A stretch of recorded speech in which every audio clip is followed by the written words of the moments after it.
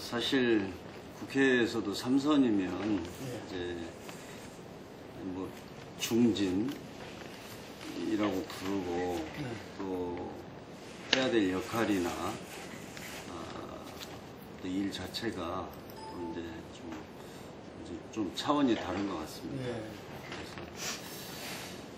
특히 저는 이제 국회 환경노동위원회 위원장을 맡았는데 사실 환경노동위원회가 국민들의 이런 좀 생활하고 아주 밀접한 그런 상임위에다가 갈등 과제가 많은 상임위입니다. 뭐 노사 간의 갈등이라든지 뭐 이런 문제도 있고 또 예를 들어서 뭐 청년 일자리 또 비롯한 어떤 일자리의 문제 그런 것도 있고 뭐 최근에 보면 뭐 저희들이 뭐 또 환경적으로 보면 저희가 이제 하는 일이 물, 공기, 뭐 땅을 깨끗하게 하는 일 아닙니까?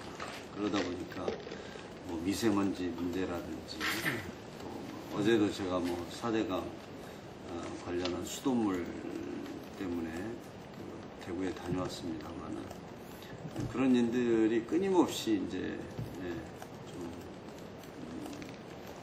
매일매일 발생하고 있습니다. 그래서 특히 이제 저의 역할을 그런 어떤 사회적인 갈등이나 대립 이런 거를 좀 완화시키고 어떤 타협을 통한 어떤 문제 해결 이런 것들을 이제 잘해야 되는 거죠.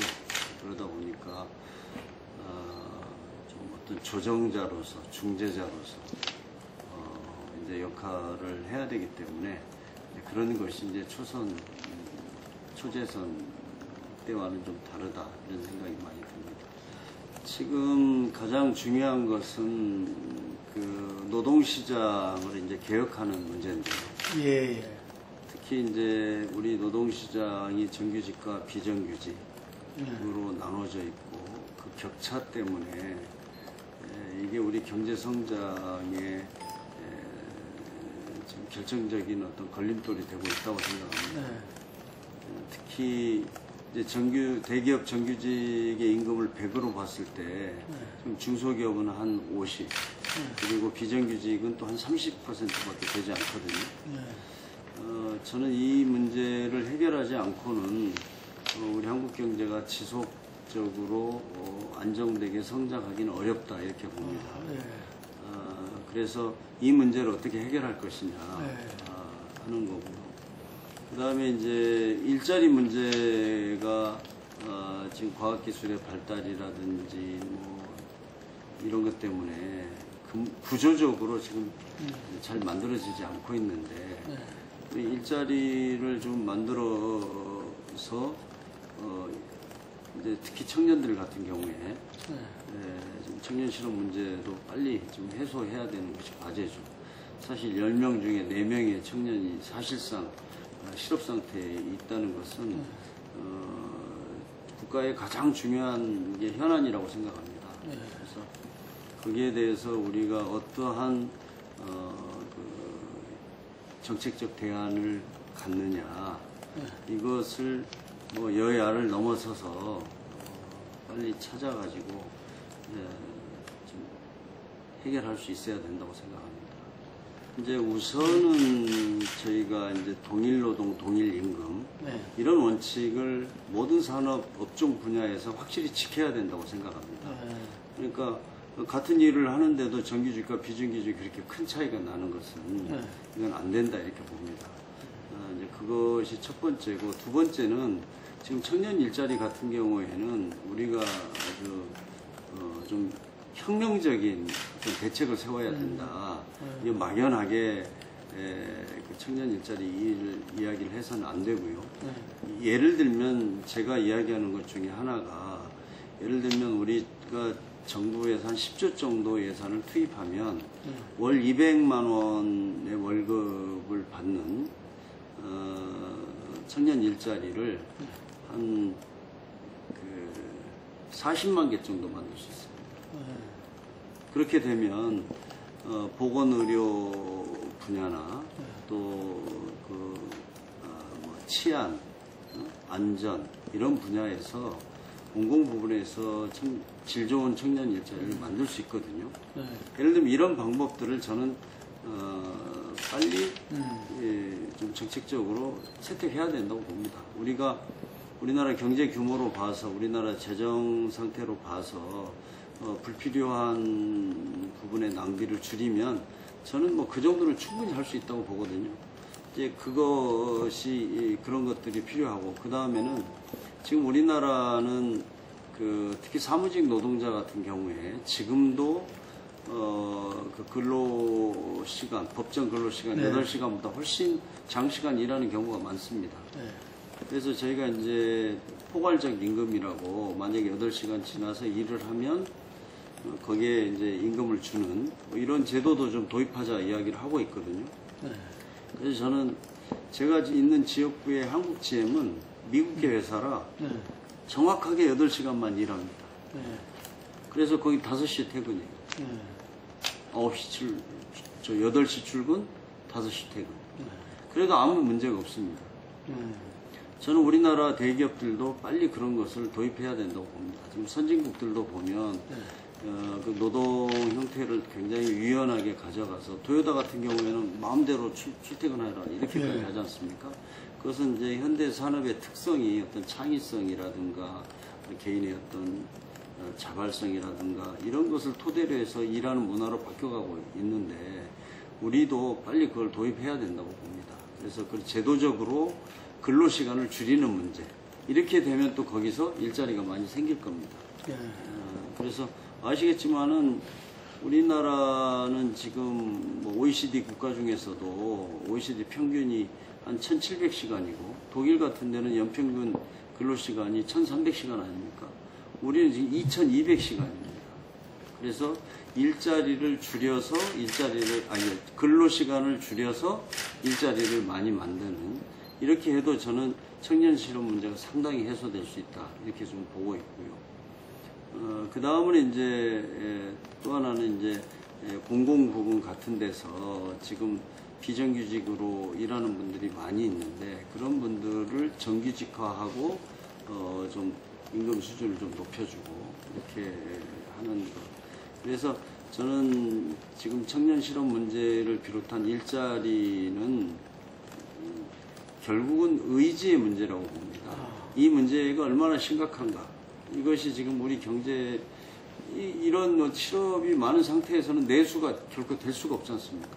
사람들이 소득이 없는데 어디 가서 저기 뭐 밥 사 먹고 뭐 다른 소비를 할 수 없잖아요. 그렇기 때문에 경제 전체의 어떤 그 선순환 이런 걸 생각하더라도 일자리 문제는 이제 함께 노력해서 해결해야 된다고. 그리고 이제 하나가 사실 최저임금을 지금 저희는 2020년까지 10,000원으로 올리자 이렇게 주장하고 있는데 지금 이제 우리가 최저임금 문제가 얼마나 심각하냐면은 우리나라 전체 근로자가 1,630만 명입니다. 그 급여를 받는 사람이. 근데 사실 1%가 1억 이상, 아니 3%가 1억 이상입니다. 그럼 뭐 대통령, 뭐 국회의원, 대기업 사장님 다 포함해서 48만 명밖에 안 되거든요. 근데 상위 10%는 또 6천만 원 되고 상위 30%면 3천만 원이에요. 그래서 우리나라는 지금 1,600만 명 중에서 1,200만 명이 200만 원 미만 소득입니다. 월 급여로. 그런데 그 중에서 최저임금 미만이 무려 220만 명입니다, 현재. 근데 올해 7.4% 이제 6,410원으로 인상하지 않습니까? 그러면 313만 명으로 늘어나요. 네. 최저임금 기다리. 그렇죠. 그런데 아시겠지만 우리나라는 최저임금법에서 정해진 그 미만을 주면은 그걸 처벌받게 돼 있거든요.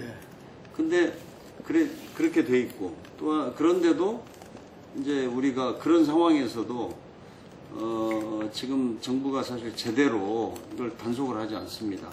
물론 지금 최저임금을 받는 사람들 대부분이 한 30인 미만의 영세한 기업, 특히 5인 미만 여기에 집중적으로 많죠. 그래서 이제 그렇게 최저임금으로 줄 수밖에 없는 구조적인 환경이 있긴 하지만은 그렇다고 해서 이 문제를 그냥 정부가 방치하고 포기해서는 안 된다고 봅니다. 그러니까 저는 제가 볼 때는 뭐 5인 미만이 어쩔 수 없다 하더라도 적어도 10인 이상의 사업장 이런 데서 최저임금을 안 주고 이러는 것은 정부가 이제 강력하게 그 법대로 좀 처벌도 하고 그걸 해야 된다 이렇게 봅니다. 예를 들어서 그 박근혜 정부가 지금 뭐 4대 개혁이라고 해서 네. 노동법을 바꾸자 이렇게 내놓은 것도 있습니다. 그 중에 하나가 예를 들어서 파견법 같은 게 있어요. 네. 파견법은 뭐냐면 이제 비정규직을 그 회사가 바쁠 때 그때 이제 파견해서 일할 수 있도록 만드는 거 아닙니까? 네. 저는 뭐 노동시장을 유연하게 해야 된다. 그것에 대해서 제가 근본적으로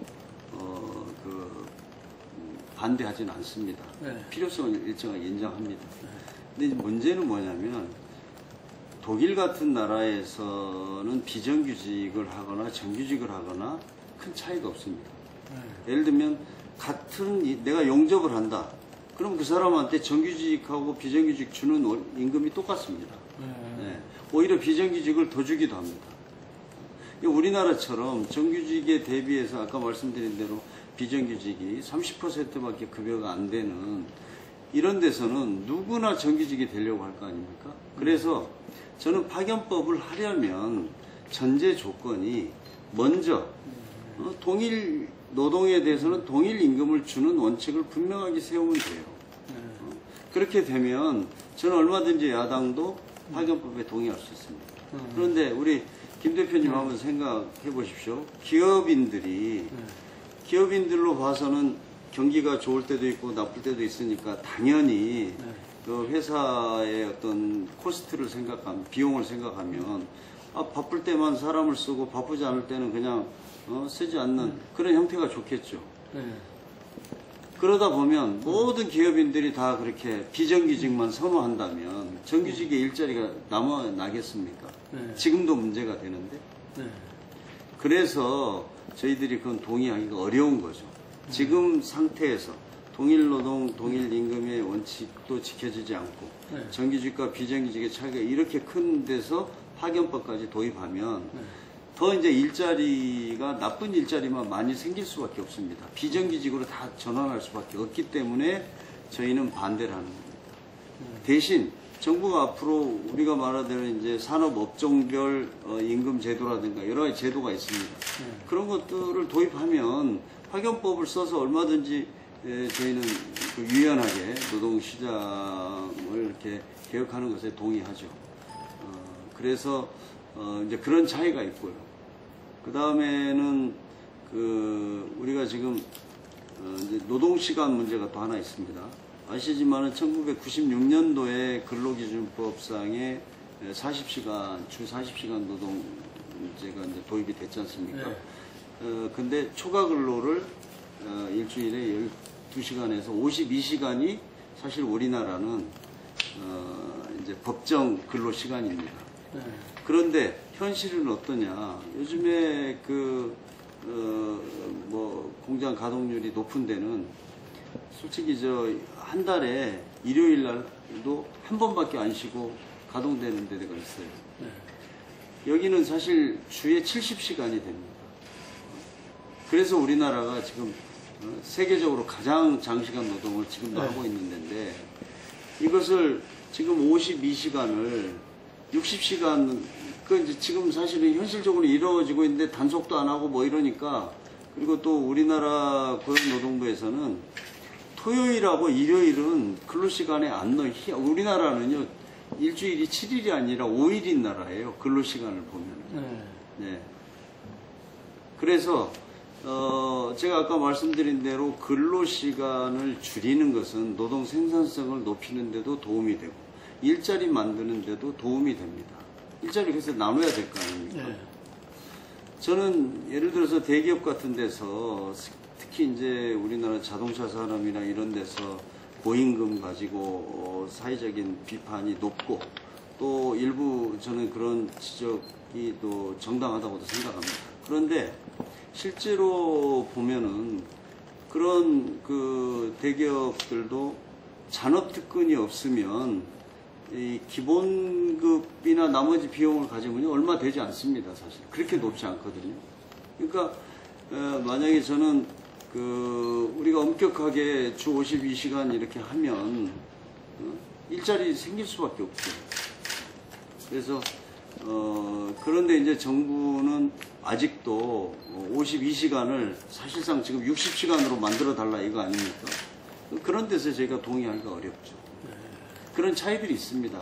차이들이 있고 저희들은 그런 방법으로 장시간 노동으로 또 이런 걸 통해서 우리가 국가 경쟁력을 저는 가질 수 없다고 봅니다. 그런데 이제 현실에 대한 그런 판단이 다른 거죠. 노동자라고 명시적인 표현을 하는 그것보다 더 중요한 것은 그런 어떤 노동자들의 권익 향상이라든지 뭐 이런 차원에서 우리가 어떤 의지를 가지고 있는가 이게 이제 중요하다고 봅니다.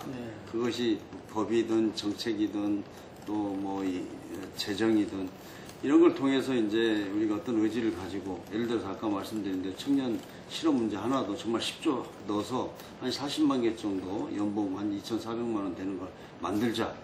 이렇게 할 수도 있는 거 아닙니까? 근데 이제 제가 볼 때는 저는 그런 측면에서 우리가 이 노동 문제, 특히 그 노동 시장에서의 문제를 확실하게 좀 노동자들의 어떤 편에 서서 좀 해결하겠다.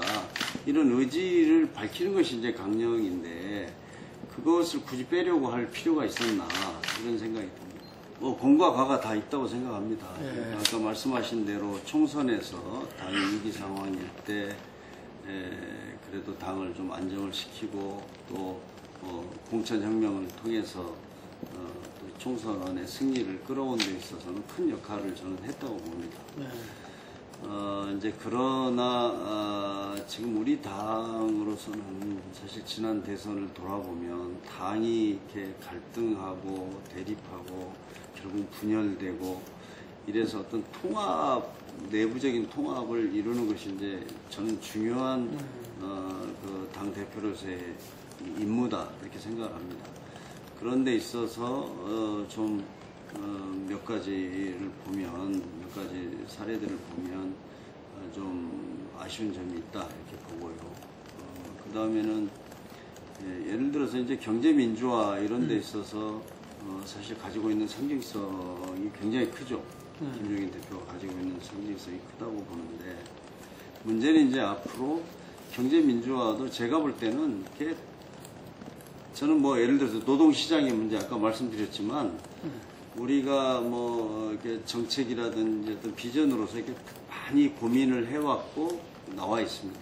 그다음 뭐 예를 들어서 대기업의 문제도 특히 뭐 순환 출자의 문제, 일감 몰아주기, 뭐 단가 우려치기 이렇게 해서 실제로 예를 들면은 그 대기업의 어떤 지금 경제력 집중 이런 것을 완화하기 위한 여러 가지 뭐 법이라든가 뭐 정책이라든가 제도적인 측면에서의 방안들이 많이 이야기되어 왔거든요.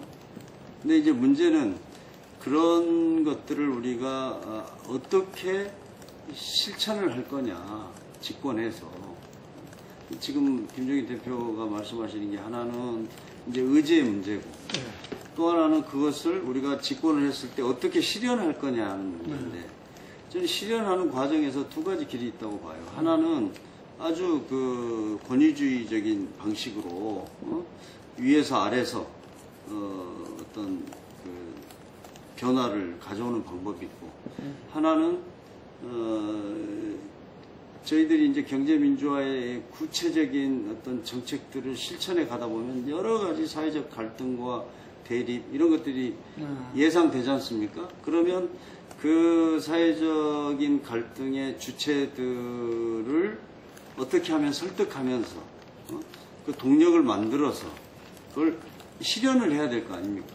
우리가 선언적으로 아무리 말을 해봐야 그게 무슨 의미가 있어요. 근데 그런 데서 통합의 리더십이 부족한데 김종인 대표께서 그 부분을 좀 더 고민하셔야 되지 않을까 이런 생각을 합니다. 이제 지난 대선을 한번 보십시오.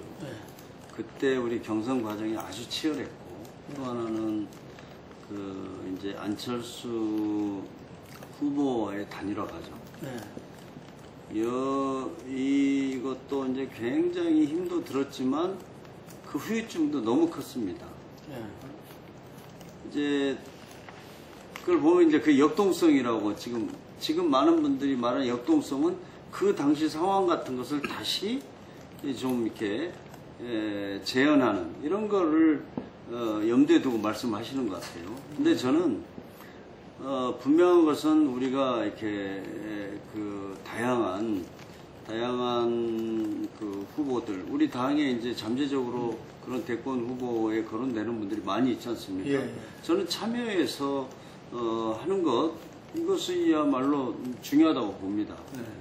그런데 문제는 이제 과거처럼 누구는 안 된다라는 뭐 문재인은 안 된다라는 딱 그 전제를 놓고 배제하는 어떤 그런 과정으로서의 경선과 뭐 이렇게 되다 보니까 저는 그 패배했다고 이렇게 보고요.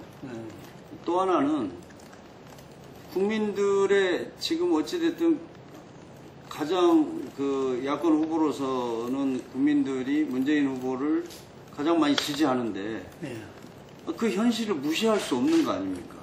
그럼 국민들한테 자 일단 그 지지하지 마라. 역동성을 위해서 이렇게 할 수도 없는 거 아니에요.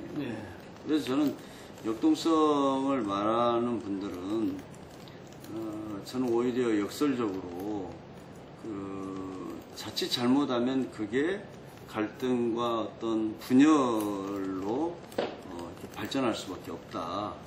그래서 저는 우리가 그 대선 후보를 선출하기 위한 경선룰을 정말 우리 당의 모든 그 지혜를 모아서 만들고 그것을 잘 지켜서 그 후보가 탄생할 수 있도록 하는 것, 이것이 더 중요하다고 봅니다. 그 인위적인 역동성을 어떻게 만들겠습니까? 호남 분들이 우리 역사의 그 중요한 길목에서 그리고 또 뭐 대선에서도 보면 항상 전략적 선택을 해왔다고 봅니다. 그것이 어떤 호남 유권자들의 그런 뭐 위대한 선택이었고 그것이 두 번에 걸친 민주정부를 만들었다 이렇게 생각이 됩니다. 저는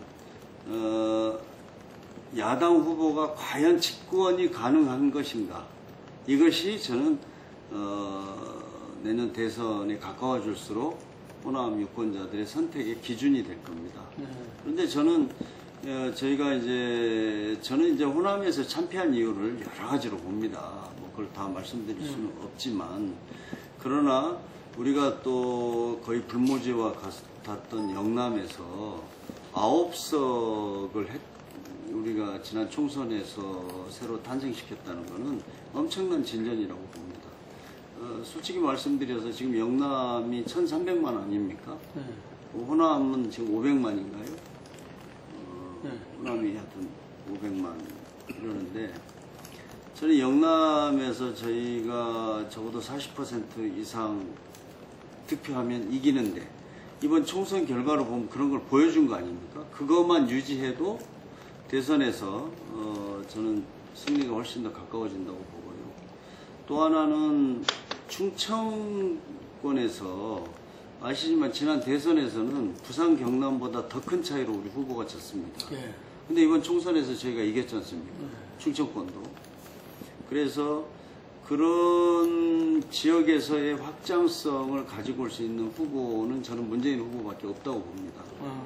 없고, 그렇기 때문에 결국은 저는 호남에 대해서 호남 유권자들이 저희들을 비판한 것의 가장 핵심은 결국은 집권 못할 거 아니냐. 너희 또 이렇게 우리가 압도적으로 밀어줬는데 떨어졌지 않느냐. 저는 이거라고 봅니다. 그래서 우리가 새로운 집권 가능성을 그분들에게 제시하고 또 새로운 비전을 제시하면 저는 호남 민심이 지금과는 좀 달라지지 않을까 이렇게 기대를 해봅니다. 그렇죠? 네, 현재로서는 그렇다고 봅니다. 그러면 다른 대안을 이제 우리가 또 이제 찾아야 되는데 지금 현실적으로는 저는 그렇게 봅니다. 영남 지역에서 40% 이상 득표가 가능하고 또 지금 충청권에서도 그렇게 가능한 후보가 우리 당내에 더 등장하면 할수록 좋죠. 네, 그래서 그렇게 되면 호남에서도 집권 가능한 후보로 보이니까 호남도 네. 지지할 것이다. 네, 저는 그렇다고 봅니다. 지금. 저는 가능하다고 봅니다. 그럼 뭐 그게 저희가 어차피 뭐 모르겠습니다. 하늘에서 떨어지는 아주 뭐 무슨 또 다른 분들이 어떻게 할 수 있는 그런 방안이 있을지 모르지만 적어도 뭐 국민 경선이라든지 뭐 이런 걸 통해서 우리 뭐 당만으로 안 된다면 뭐 그런 것까지 다 포함을 해서 후보를 선출하는 과정을 가야 되고요. 제가 지금 문재인 후보를 말하는 것은 현 시점에서 그래도 가장 당에서 가장 이제 그래도 확인된 후보다 이런 것이고 저는 이 대선이 앞으로 뭐 엄청나게 긴 시간이 남아 있고 저는 그 과정에서 새로운 정말 국민의 더 지지를 받을 수 있는 사람도 탄생할 수 있다고 봅니다. 그래서 그렇게 할 수 있도록 저희가 그 대선 후보 경선 과정을 만들어내는 것 이것이 저는 우리들이 해야 될 일이다 이렇게 봅니다. 저는 이제 뭐 현실적으로 내년 초쯤 되면 정기국회 끝나고 나면 아마 대선 국면으로 가고 각 대선 후보 진영들은 이제 구체적으로 선거 캠프를 만들고 이러면서 전국 운영 자체가 대권 후보 중심으로 가게 돼 있습니다. 그렇죠. 그렇기 때문에 이번 당대표는 어떻게 하면은 정말 역동적이고 또 국민들의 관심을 받고 하면서 가장 경쟁력 있는 후보를 탄생을 시킬 것인가 이런 데서 공정하고 뭐랄까 국민들의 그 신뢰를 받을 수 있는 경선 관리 이런 거를 하는 것이 가장 중요한 과제라고 저는 봅니다. 네. 그 다음에 국민들에 대한 어떤 미래 비전이라든지 뭐 이런 것들은 대선 후보의 공약이라든가 이런 걸 통해서 나올 거 아닙니까? 그걸 놓고 경쟁하는 거고요. 안보 문제를 말씀을 드리면 지금 보수 정권 이명박 박근혜 정부 10년 동안 저는 남북이 위기 상황으로 치닫고 있다고 봅니다. 오히려 예를 들어서 햇빛 정책을 비판하면서 북한을 고립시켜서 흡수 통일하겠다 이런 전략을 가지고 지금 한 10년을 해봤지 않습니까? 그 사이에 북한은 오히려 핵을 지금 한 20개 정도 가지고 있고 6주마다 하나씩 만든다는 거 아닙니까?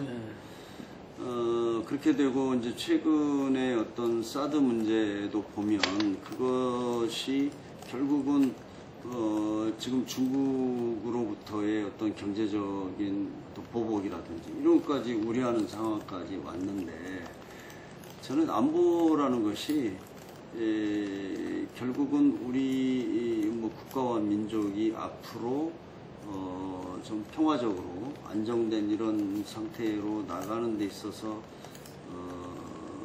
어떤 국가가 어떤 역할을 하는 건가 이런 이제 기준을 가지고 봐야 되는데 그런 데 있어서 저는 보수 정권이 오히려 좀 구조적인 차원에서는 안보 문제에 대해서도 능력이 없었다 저는 이렇게 보고요. 그 다음 경제는 보면 아시겠지만 이명박 대통령 기업인 출신이고 경제를 제일 잘한다 했는데 요즘 보십시오. 4대강 해외 자원개발 해외 자원개발 35조 투자해서 사실상 그냥 뭐 확인된 거만 한 13조 손실에다가 그 실력을 보여줬지 않습니까? 지금 박근혜 정부 들어와서 경제적으로 우리가 지금 모든 지표가 더 나빠졌지 좋아진 게 있습니까? 저는 그래서 경제도 안보도 보수 정권은 무능하고 무능하다. 이걸 저는 입증한 8년이었다고 생각을 합니다. 그렇기 때문에 결국은 내년도 정권 교체를 통해서 우리가 새롭게 국가 전체를 개조해 나가지 않으면 저는 정말 우리한테 이제 진정한 위기가 다가올 거다, 저는 이렇게 생각합니다. 지금 제왕적 대통령제가 가져오는 폐해, 그러니까 오늘 이 순간에도 우리가 많이 경험하고 있지 않습니까? 그래서 사실 의원들도 제가 아까 드린 대로 국회라는 것이 여야 협상이라든가 여야의 대화, 뭐 타협 이런 게 할 수 있는 이 토대가 없습니다. 이제 이런 걸 경험해보기 때문에 결국은 이것을 헌법을 바꿔서 대통령 중심제 이것을 극복해야 된다 라는 데는 의견을 다 가지고 있습니다만은 현실적으로 지금 대통령께서 저렇게 완강하게 거부하는 상황에서 그 주장 자체가 거의 비현실적으로 뭐 들리는 거죠. 우리들이 아무리 원하더라도 뭐 진짜 박근혜 대통령이 전혀 뭐 개헌에 대해서 관심도 없고 그거는 마치 레임덕을 불러오는 걸로 인식을 하는 한은 안 될 걸로 봐서 참 불행한 상황이라고 봅니다. 그러나 제가 뭐 저를 비롯해서 의원들 다수는 지금 우리가 국가적으로 어려운 상황이 있고 또 지금 세계 정세도 많이 변화하고 있는데 우리 정치가 계속 이런 식으로 극단적인 이런 상태로 가서는 안 되기 때문에 헌법을 개정해야 된다. 이것에 대해서는 공감하는 사람이 많이 있습니다. 우리 대한민국은 지난 수십 년 동안 국민들의 땀과 노력으로 산업화, 민주화를 통해서 세계적인 국가가 되었습니다. 지금 우리가 어렵지만 지금 이 위기를 극복할 수 있는 잠재적 힘이 우리에게는 있다고 생각합니다. 우리가 대화하고 타협하고 우리가 통합해가는 이런 정치를 통해서 새로운 대한민국을 만드는 데 앞장서겠습니다.